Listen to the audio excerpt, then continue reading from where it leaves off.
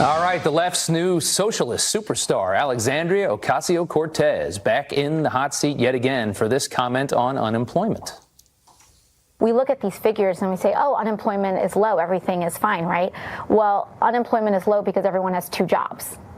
Unemployment is low because people are working 60, 70, 80 hours a week and can barely feed their kids.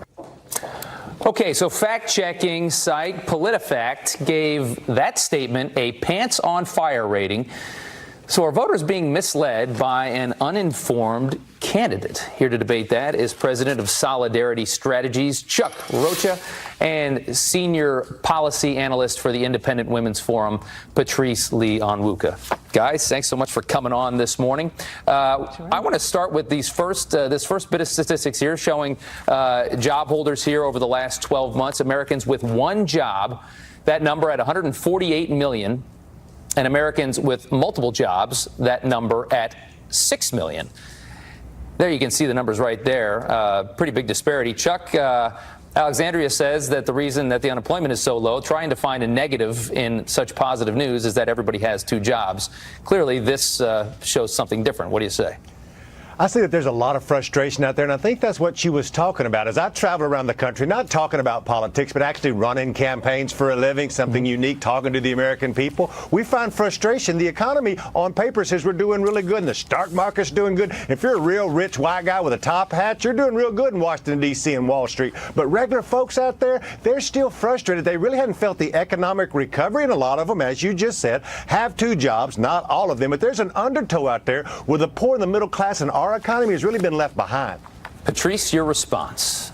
Well, what's interesting is that only about 4.9% of people have 2 jobs in this economy, and that's actually fallen from 5% in 2016. So, you know, while she and my colleague Chuck here may meet a lot of Americans who hold down 2 jobs, it doesn't necessarily mean that that is the majority of Americans are in the workforce. When we talk to families, you know, over 75% say that they are actually in a better financial or a good financial position in the first year of President Trump's administration. So I think Republicans in the administration is doing something right.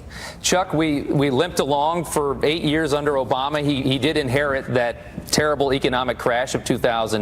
Nobody blames him for that, but getting out of it was a real struggle under President Obama. We just talked about last hour how good we're doing now and how fast the economy is improving. Wages aren't there yet, but do you see some positive news? Can Democrats like you, a Bernie Sanders guy, see some positive in this?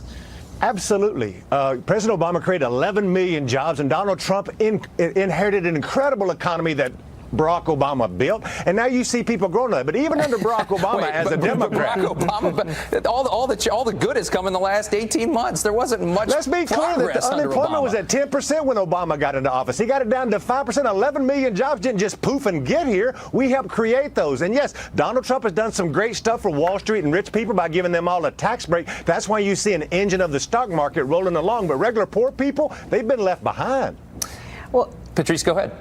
Oh, well, you know, Chuck, I think you're leaving out some important details about the tax cuts. I mean, most workers who receive a paycheck did get a tax cut this year, and that's great. And I'm hoping that Congress extends those tax cuts beyond just 2025, which would be fantastic for families to be able to not just have financial security now, but to build emergency funds and to have money in the future. These tax cuts hurt the rich quite a bit, Chuck. You have to admit that. With the SALT deduction, it hurts bad.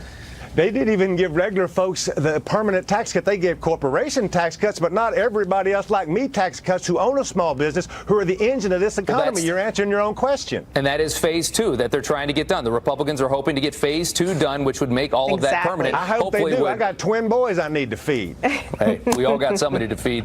Guys, thanks so much for coming on this morning. We appreciate your time. Thank you. All right. Thank you, Rob.